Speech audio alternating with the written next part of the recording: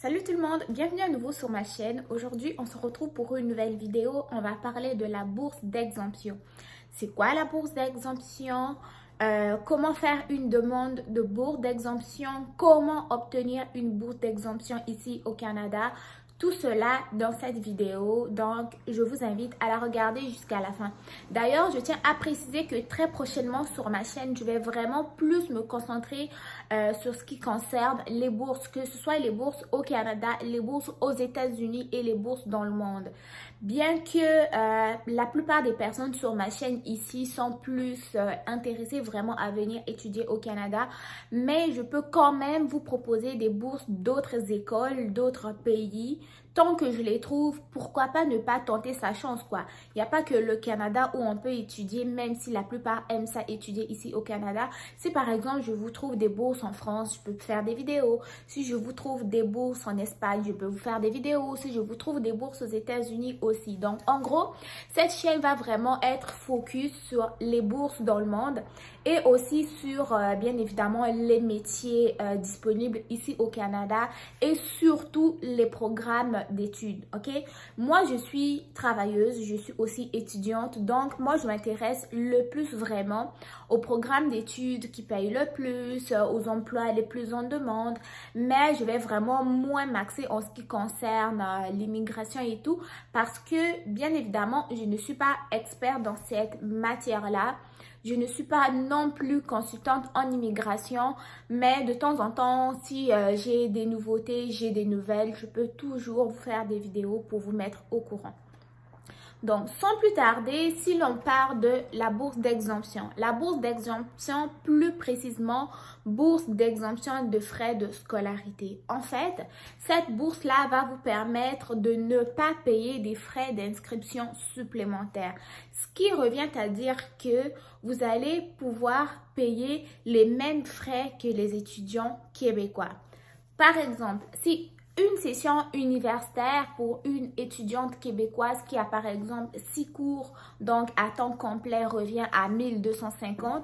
Et toi donc qui es étudiant étranger qui devait payer à peu près 10 000 $ ou 11 000 $ pour une session, en gros, tu vas payer le même montant que l'étudiante québécoise, ok? Ça, c'est les découvertes que je viens de faire récemment. Donc, en gros, vraiment, la bourse d'exemption des frais de scolarité te permet de payer les mêmes frais que les étudiants nationaux. Ça, c'est ce qui concerne la bourse proprement dite. Ensuite de ça, cette bourse-là va concerner tous les niveaux scolaires, c'est-à-dire tu peux avoir une bourse d'exemption en étant en formation professionnelle. Tu peux avoir une bourse d'exemption en étant au niveau collégial et tu peux avoir une bourse d'exemption en étant au niveau universitaire. Ce qui revient à dire qu'il n'y a pas que les gens qui sont à l'université qui ont droit à cette bourse-là, même les gens qui font des DEP au niveau professionnel et des DEC au niveau collégial ont droit à cette bourse-là. Okay? Ensuite, si l'on arrive au niveau des critères d'admissibilité, les critères d'admissibilité sont nombreux. Premier critère, il faut que la personne soit, par exemple, membre d'un pays qui a signé une entente avec le Québec, comme par exemple la France. Ok, les étudiants français payent les mêmes frais que les étudiants québécois. Et ensuite de ça, il faut que la personne soit, par exemple, inscrite dans un cours de littérature française. Et ensuite de ça, il faut que soit la personne soit bénéficiaire d'une bourse d'excellence ou que la personne soit provienne, soit par exemple, en gros, une personne qui est dans une mission diplomatique, c'est-à-dire par exemple l'enfant d'un ambassadeur ou un ambassadeur lui-même. Et aussi, sachez que les épouses ou époux et les enfants des personnes qui travaillent pour une mission diplomatique, eux, ils peuvent vraiment bénéficier comme il faut d'une bourse d'exemption de frais de scolarité. Aussi, les personnes réfugiées peuvent bénéficier des frais de scolarité, des bourses d'exemption de frais de scolarité, y compris les personnes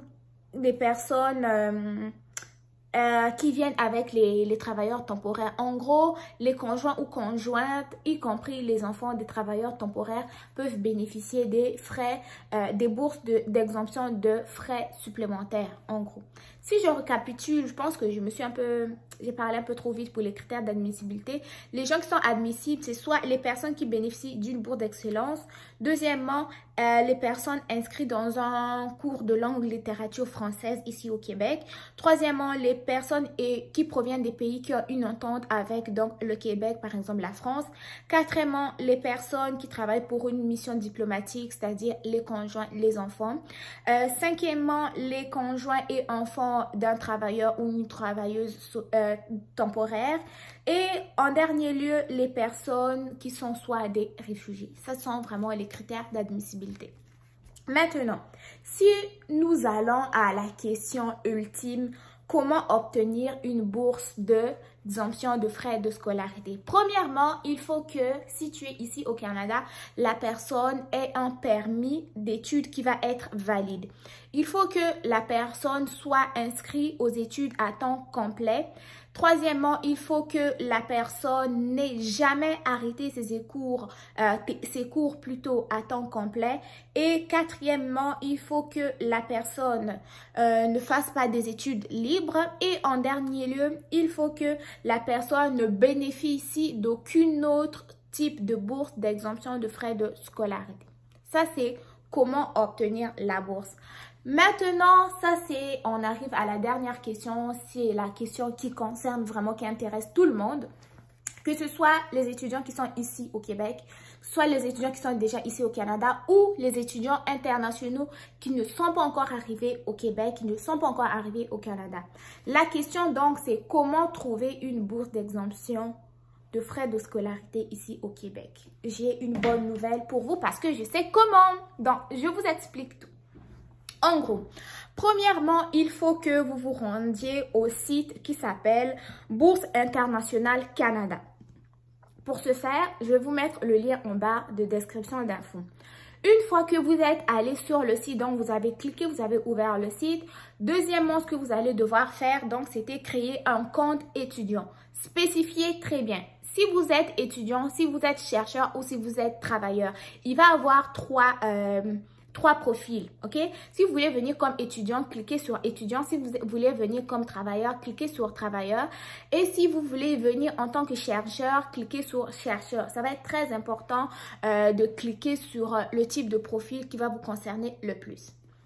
En troisième lieu, ce que vous allez devoir faire, donc, c'est remplir les questions qui vont être posées. Pour compléter votre profil, il va avoir votre nom, votre prénom et d'autres informations, votre courriel pour vous joindre aussi, donc courriel ou mail, en gros. Vous remplissez cela et ensuite de ça, vous allez avoir un formulaire. Le formulaire que vous allez devoir remplir, vous allez avoir une question comme « C'est quoi l'école et le programme qui vous intéresse ?» Ok? Mais le plus important, c'est le programme et l'école qui vous intéresse. Il va être sur ce formulaire. Moi, je suis allée ce matin, avant de faire la vidéo, j'ai vu qu'il y avait pas mal quand même de programmes qui sont disponibles là-dessus et plusieurs universités, collèges aussi au Canada qui sont disponibles là-dessus. En gros, vous choisissez le programme et l'école qui vous intéresse. Vous remplissez le reste des questionnaires qui se trouvent sur le formulaire. Et ensuite de ça, vous allez devoir créer le mot de passe. Le mot de passe pour avoir accès à votre compte de bourse. Une fois que vous avez créé votre mot de passe et tout, vous allez donc soumettre le formulaire.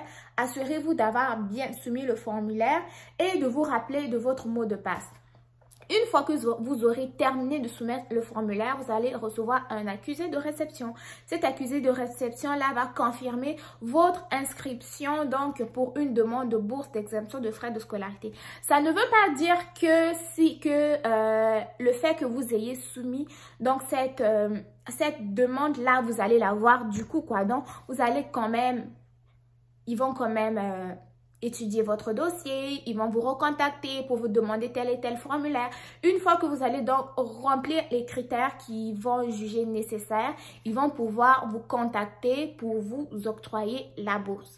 Donc, en gros, le plus important que vous allez faire juste après cette vidéo, il va être d'aller sur le site de Bourse Internationale Canada, de créer votre profil, de vous rappeler de votre mot de passe, de remplir le formulaire en ayant rempli au préalable le programme et l'école qui vous intéresse, de soumettre le formulaire et de vous assurer d'avoir reçu l'accusé de réception.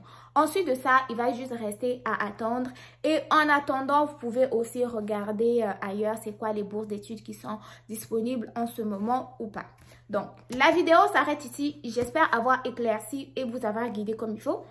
On se retrouve très bientôt pour une nouvelle vidéo qui va parler d'un programme d'études et des bourses disponibles pour l'année 2022-2023. Si ma vidéo t'aura plu, n'hésite pas à t'abonner, à liker la vidéo, à me faire savoir ce que tu en as pensé dans les commentaires et surtout continue à m'encourager en vous abonnant et à liker la vidéo pour que plus de personnes puissent voir ces vidéos-là. Je vous dis à très bientôt. Bye!